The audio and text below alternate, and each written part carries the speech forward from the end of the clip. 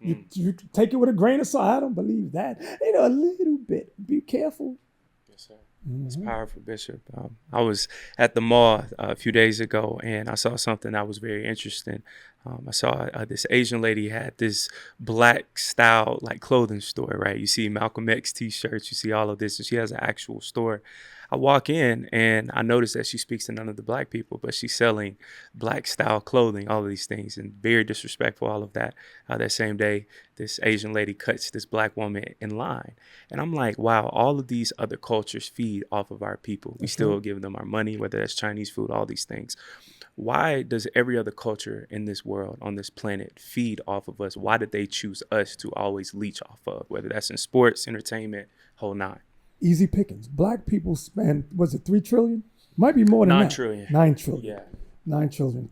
Trillion. Oh, 3 trillion. Excuse me, Bishop. 3 trillion, but we will be ranked as the 9th richest country in the world. Okay. That's what it is. 3 trillion, but we're ranked 9th of all, if we were a nation. Right. In terms of spending.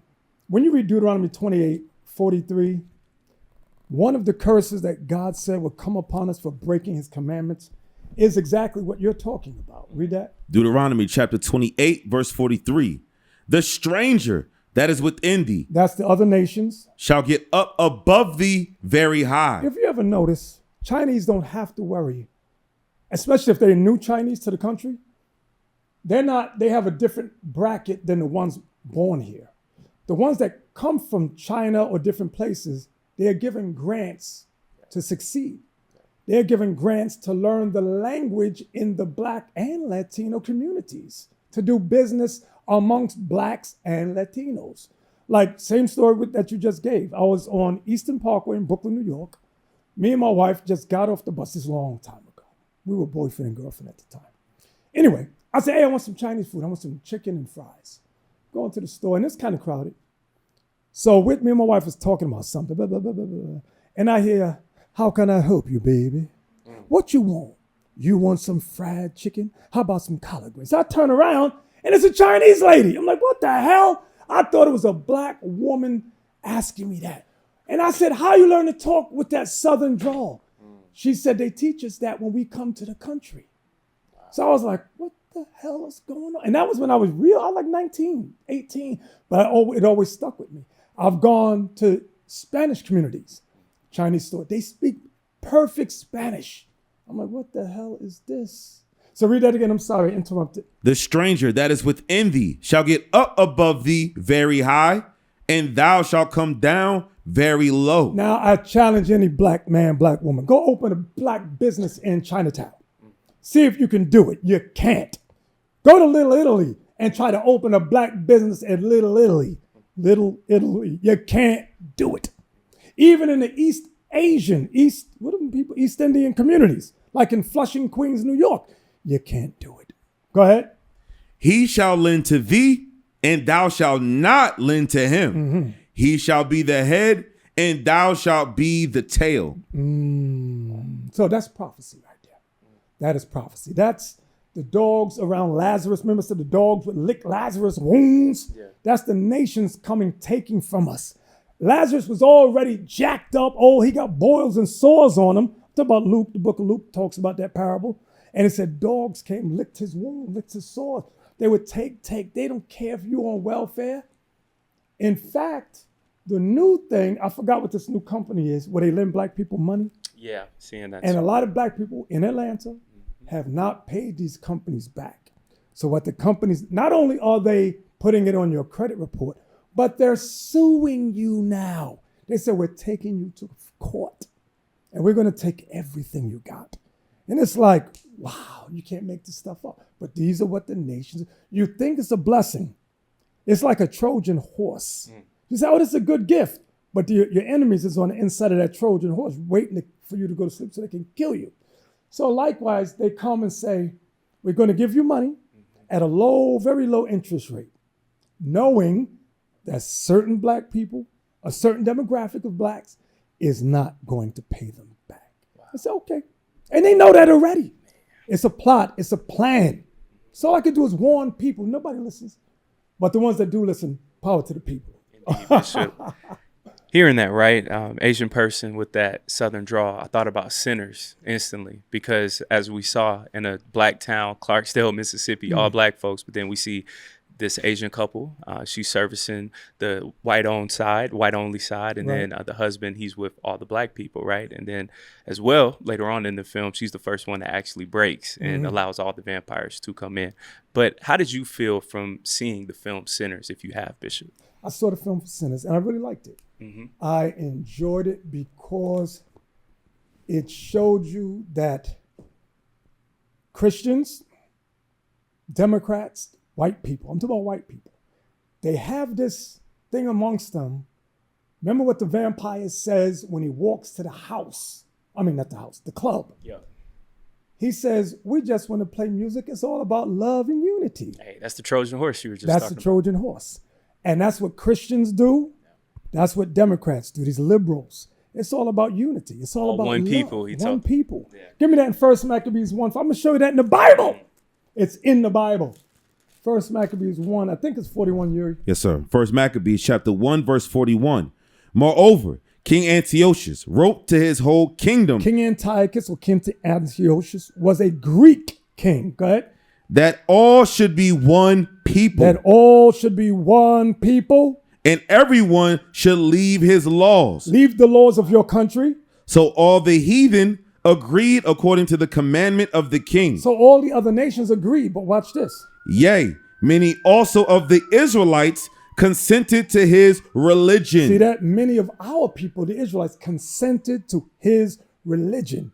You had the black man, what was his name? Cupcake? The big dude. Cornbread. Cornbread. Yeah, you're right. Nah, but look, I got what you saying. Cornbread, yeah. Cornbread said, invite me in. We's one people. We's one people. This is all about love and unity. And that's when you see black Christians, black Democrats, they say the same thing.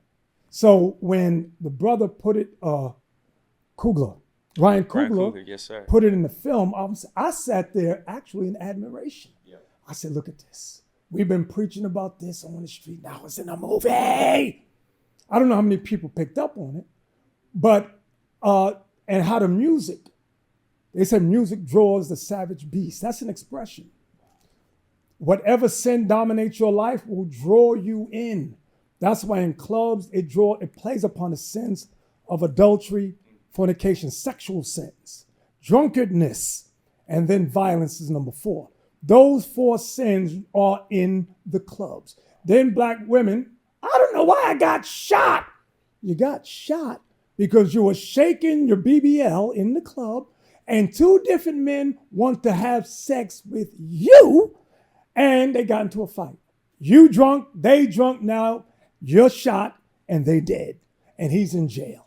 This is what happens. I can remember back in the days, house parties were so much fun.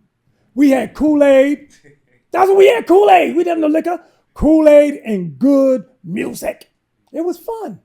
Yeah, it still was kind of raunchy, but it's better than what's going on now. But anyway, I digress. Go ahead. Oh, you could, Bishop. Bishop, this was a phenomenal conversation. Very last question for you. How do we as a people stay steadfast during this time of so much turmoil that's going on around us? How do we still stay in the book amongst our people and building up our communities as well right now? Oh, pray. Isaiah 33:6, I believe it is. If I'm not mistaken, your wisdom and knowledge. Stability of our time. Yep. Yes, sir. Watch this. Isaiah chapter 33, verse 6. And wisdom and knowledge shall be the stability of thy times. In order for black men and black women to be stable-minded, stable in soul and spirit, read it again. And wisdom and knowledge shall be the stability of thy times, and strength of salvation. The fear of the Lord is his treasure. Our people think they're stable, but they've not come into the truth yet. So they're still not walking in it. Okay, so they think, no, I'm good. But you just came from the mosque worshiping Allah. You're not stable, brother. You're worshiping the Arab man's God. Or next brother, he just came from church. Brother, you just finished worshiping the white man. I'm stable. I'm good. Read it again, Cat. And wisdom and knowledge shall be the stability of thy times, and strength of salvation. The fear of the Lord is his treasure. The only thing that can keep our family, because family is very important. Without a strong family, you do not have a strong nation. You do not have a strong society. So it must start, every black man, find a good black woman, build a strong black family. Family. If you don't do that, all these individuals, everybody's sleeping with everybody. I was just watching last night. I like this movie. I'm not a fan of Tyler Perry, but I saw the movie Temptation for like the 15th time. Yeah. But I like it. And I tell all the young men in the congregation here in Atlanta, 2 weeks ago I was telling them, I said, I want you to look at that movie Temptation and Pursuit of Happiness and write down what you see and who you identify with in these films. And to the young ladies, I told my wife to tell the young sisters the same thing. All these women in these films, which ones do they identify with? I said, that will tell you where you are, if you're stable or not, because you see a lot of nuances, a lot of inaccuracies, family all in your business. Like she was unsatisfied with her good husband. Yeah.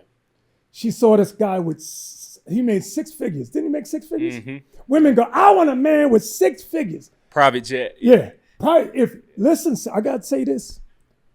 If you want a man who makes 6 figures, he's 6 feet tall, and he got a 6-pack. You know what comes with that?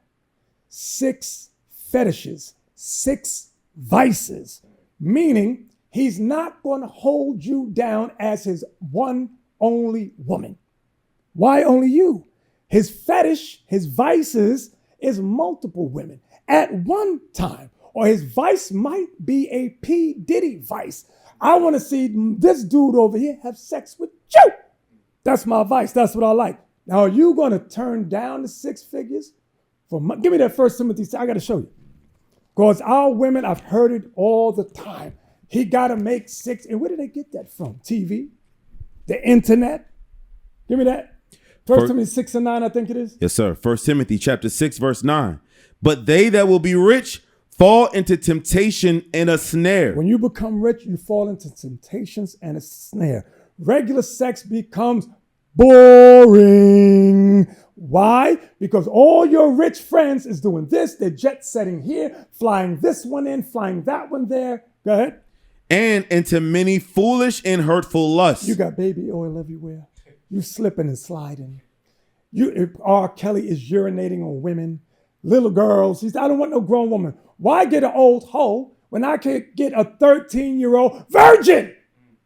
Why get an old woman whose vaginal cavity is open this big when I could get a 14, 15, 16-year-old little girl who's never been touched and I could pee on her too at the same time? That's R. Kelly.